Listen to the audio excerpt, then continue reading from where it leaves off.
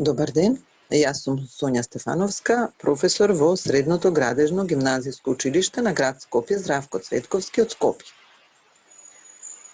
За средното техничко образование по предметот железници за 4-та година за градежни техничари,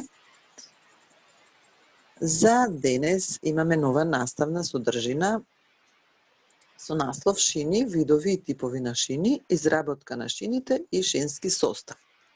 Но за почеток да се подсетиме за техничките карактеристики, категоризација, класификација на железничките линии, долен строј, горен строј и слично. Техничките карактеристики на пругите пак се определуваат според карактерот на теренот, карактерот на железничкиот пат и карактерот на моторот. Сообраќајните карактеристики на пругите се определуваат според постојани и променливи параметри. Според старата категоризација, пругите се делат на главни пруги од прв ред за меѓународен сообраќај и поврзуваат држави, главни пруги од прв и втор ред за поголеми стопански центри и споредни пруги од трет ред. Според новата категоризација, пругите се делат на главни пруги од прв ред над 25.000 тони товар на час, главни пруги од втор ред од 6.000 до 25.000 тони на час и споредни пруги кои пренесуваат до 6.000 тони на час. Долен строј представува земјен труп на пругата или основа, темел со вештачки објекти, кои се насип, ископ, засек, галерии, мостови, пропусти, виадукти, тунели, канали, дренажи, понатаму снегобрани, ветробрани, обложни ѕидови, потпорни ѕидови и слично. Горен строј се состои од шини, прагови, колосечен прибор и постилка. Постројките кои што служат за регулирање на сообраќајот се свртници, преносници, заврталишта и друго. Шини, видови и типови на шини. Горен строј е горен дел од конструкцијата на железничката пруга, која непосредно ги прима оптоварувањата на возилата и ги пренесува на долниот строј. Најприменуван е класичниот тип на горен строј, тој се состои од шини, прагови, колосечен прибор и постелка, односно застор. Некаде во литературата може да се сретне и застор. На долниот цртеж е прикажана една железничка пруга со горниот строј, насип, во ископ, од број 1 се шините, број 2 праговите, број 3 колосечниот прибор и постелката. Број 4. Тоа се елементи на горниот строј.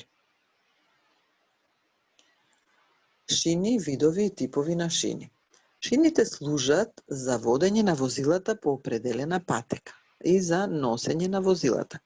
Тие ги пренесуваат товарите директно од шинските возила и овозможуваат движење на тркалата од возилата, а на возилата им обезбедуваат стабилно и безбедно возење. Винјолова шина се користи и денес, а нејзини главни делови се глава, врат и стапало.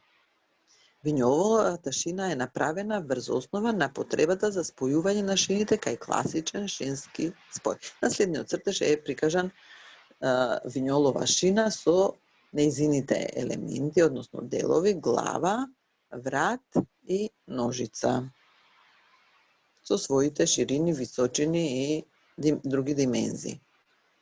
Двоглава шина денес може да се сретне на железниците и метроата во Англија и имаме трет вид на шини, жлебаста или феникс шина се применува и денес на колосеци кои што поврзуваат пристанишни објекти, трансвајски линии и слично. Двоглавата шина е прикажана на следниот цртеж со своји димензии. Предноста е тоа што откако ќе се изаби горниот дел, може да се сврти и да се користи другиот дел.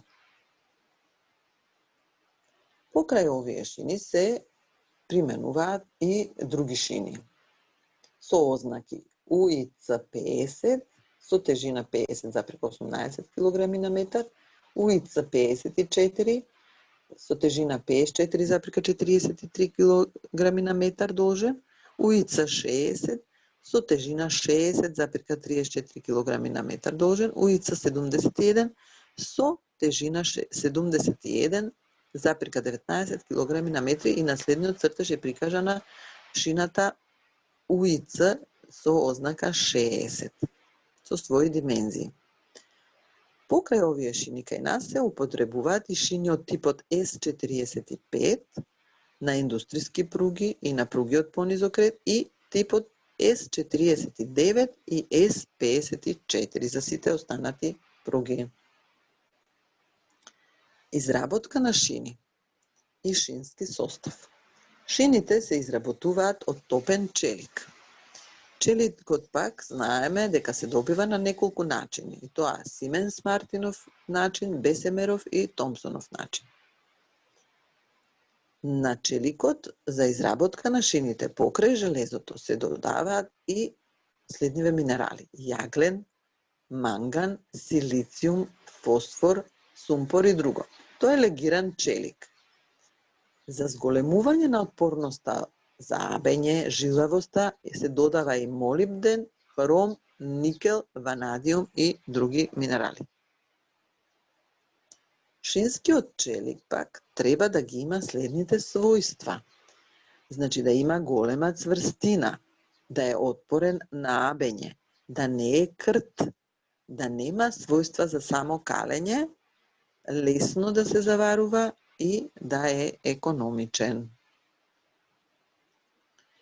Челикот за изработка на шините се изработува во високи печки. Кога се топи челикот, се пушта во определени калапи, тој се нарекува ингот. Топениот челик или инготот се префрлува во печка за да се изедначи температурата, се носи на валање, така што се добива конечниот облик. Со последниот ваљак се поставува и печатот со ознака на железарницата, месец и година на изработка, начин на изработка и тип на шина. Крајот на шината пак се остава 2 до 3 отвора кои служат за спојување на шините. Шините од типот 45 и 49А со должина од 22,5 метри и се заваруваат од 30, 45 и 60 и повеќе метри. Кога колосекот е во кривина, имаме скратување од едната страна на шините. Кај типот пак 49 и 45А од 55, 110 и 165 мм, додека кај тип 45B, 35А и 35B до 50 мм. Шински состав. Местото каде шините се судруваат, се заваруваат, се спојуваат, се нарекува шински состав. Денес се употребуваат само нормални шински состави. Според местоположбата може да бидат еден спроти друг и наизменише. На цртежите подолу се прикажани. Првиот цртеж е шински состав еден спроти друг и на вториот цртеж се шински состав со наизменичен. Понатаму, според начинот на подпирањето на праговите, составите може да бидат цврсти, односно подпрени, слободни и изолирани. Подпрените состави може да бидат еднаш подпрени кај пруги со тесен колосек, двојно подпрени шински состави кај пруги со нормален колосек. Во практиката најмногу се користат лепени и изолирани шински состави од типот L, голема буква латиница, и M, голема буква латиница. Типот L, голема буква латиница, се изработува во работилница и типот М на местото на вградување во колосекот.